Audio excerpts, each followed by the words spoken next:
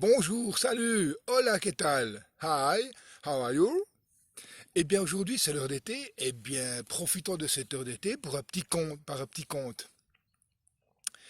C'est l'histoire d'un gars. Ce gars, il a fait un rêve, et le matin, quand il descend pour prendre le petit déjeuner avec son père, il lui dit, alors, père, j'ai fait un rêve cette nuit, mais extraordinaire. Et le père lui dit, bah, tu vas me raconter ton rêve. Et puis le gars, il dit, non, j'ai pas envie de te raconter mon rêve. Ah, tu veux pas me raconter ton rêve? Eh bien, mon gars, tu vas prendre tes affaires et tu vas quitter la maison. Et le gars, il prépare son baluchon. Et le père lui botte les fesses et le chasse de la maison. Bon, ben, le gars, il commence à marcher, il va son chemin, il marche, il fait des forêts, il arrive au bord d'un fleuve, une grande rivière, et puis là, il sait pas nager, il sait pas comment s'y prendre pour traverser cette rivière. Et en face, il voit une espèce de fée, sorcière, enfin, pas très jolie pour être une fée, mais pas trop moche pour être une sorcière. Vous voyez, la nana aux deux âges, quoi. Et puis elle lui dit, oh mon gars, qu'est-ce que tu fais là? Et lui, il dit, bah, il m'est arrivé un truc, j'ai fait un rêve extraordinaire, et puis j'ai pas voulu le raconter à mon père, et puis il m'a dit d'aller sur les chemins. Alors je suis là, mais j'aimerais bien traverser. Et la sorcière fée, là, elle lui dit, écoute, moi j'ai une plume magique ici, si tu veux, tu me racontes ton rêve et puis je te donne cette plume magique qui va te permettre de voler pour traverser ce fleuve.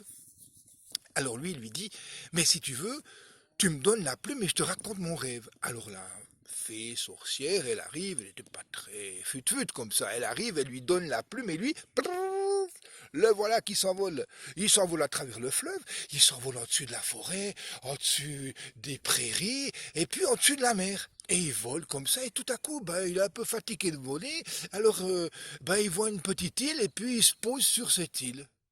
En fait, l'île, c'était le dos d'une baleine. Et il était sur le dos d'une baleine, il s'en est bien rendu compte, parce que tout d'un coup, ça fait... C'est la baleine, quand elle respire comme ça fait des jets d'eau, là. Puis la baleine, ça y gratte un peu le dos, alors elle est sortie de l'eau, puis elle a dit, oh mon gars, mais t'es sur mon dos, là, mais qu'est-ce que tu fais là? Puis le gars, il lui dit, bah tu vois, j'ai fait un rêve incroyable, et puis j'ai pas voulu le raconter à mon père qui m'a botté les fesses en me renvoyant de la maison. J'ai rencontré une espèce de fée sorcière, là, qui m'a donné une plume pour voler contre l'échange que je lui raconte mon rêve, mais j'ai toujours pas raconté. Puis la baleine lui dit, mais écoute, si tu me racontes ton rêve, moi, je peux te donner une aiguille magique. Cette aiguille, si tu piques une personne qui est morte, eh ben cette personne elle revient à la vie. C'est une aiguille magique. Oh, le gars il était très intéressé, alors il a dit, écoute, si tu me donnes l'aiguille, je te raconte mon rêve. Alors la baleine, elle a fait bon, elle a fait quelques rots parce qu'en fait l'aiguille elle était au fond de sa gorge. Vous voyez des fois dans les contes il y a de ces trucs. Non mais l'aiguille on a mis l'aiguille dans le fond de la gorge de la baleine. Alors elle a fait bon, elle a roté deux trois coups puis pof, elle a sorti l'aiguille.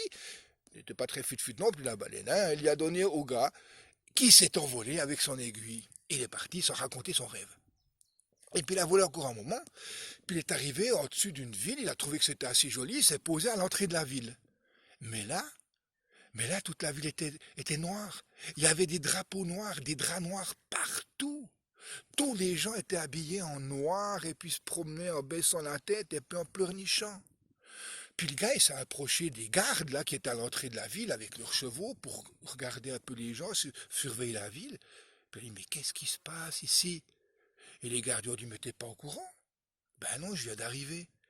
Tu te rends pas compte que notre princesse, notre magnifique, notre beauté de princesse adorée, elle est morte hier. Elle a été gravement malade. On a eu tous les savants du royaume qui sont venus, tous les médecins extraordinaires, et personne n'a pu la guérir. Elle est morte et on va l'enterrer aujourd'hui. C'est une tragédie. Mais le gars, il a dit, mais moi, je peux la guérir. Tu peux la guérir? Ouais, alors, prêtez-moi un cheval, je vais aller jusqu'au palais. Et le gars, pouf, il monte sur le cheval, mais il monte à l'envers.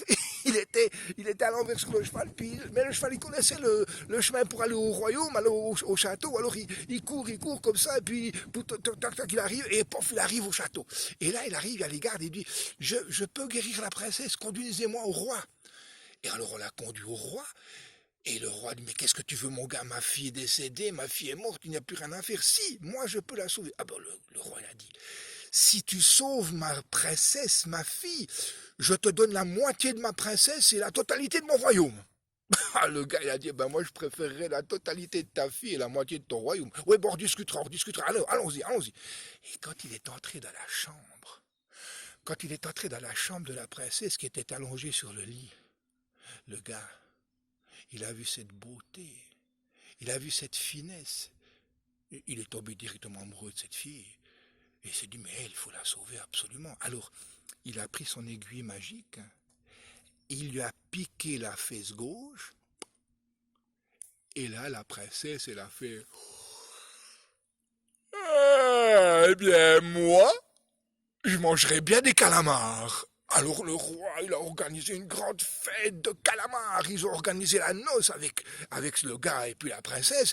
Et puis ils ont fait venir des calamars. Ils ont appelé tous les pêcheurs du coin. Ils ont appelé tous les livreurs du coin qui sont allés faire tous les congélateurs du coin. On a amené des calamars et puis des calamars. Et puis on a fait une orgie de calamars. On s'est empiffré de calamars. Et puis même à la fin, il y a les calamars. Ils venaient eux-mêmes dans la salle du royaume. Et pouf, ils se posaient sur la table. Ils se tranchaient eux-mêmes la gorge, et tout le monde s'empiffrait et mangeait des calamars. C'était la fête des calamars partout. On en mangeait, on en mangeait pendant 3 jours et 3 nuits. On s'empiffrait de calamars.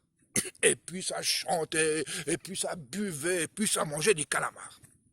Et là, entre 2 calamars et 3 chansons, le roi il s'est penché vers le gars comme ça, puis il lui dit, mais dis-moi mon gars, mais comment t'es arrivé ici?